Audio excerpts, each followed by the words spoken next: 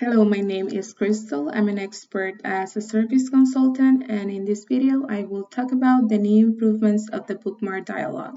This is part of the QRC update for Q3 of 2023.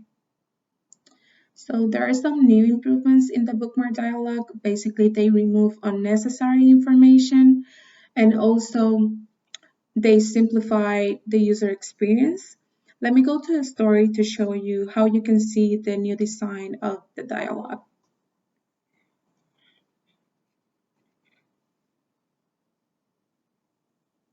I will go to the bookmark functionality. I will select bookmark current state, and this is the create dialog. This is the new design that they implemented.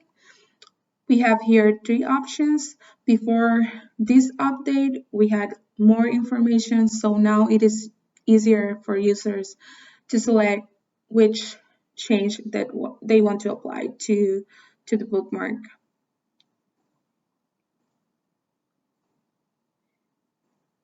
This is the edit bookmark, and here we have similar changes. They remove unnecessary information, and now we only have these two options.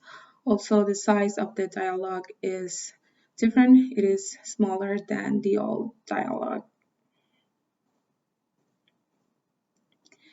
And this is the deletion dialog, and for this one, they didn't apply any new change.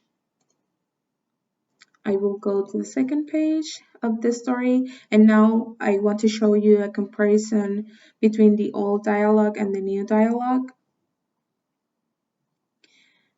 Basically here you can see that we had more information, and they also divided the settings between type and also here to set as default the bookmark, but they combine all this and now we have only these three options here, and the same changes were applied to the edit bookmark. Here we had this division, but they combine all this and now we only have these two options.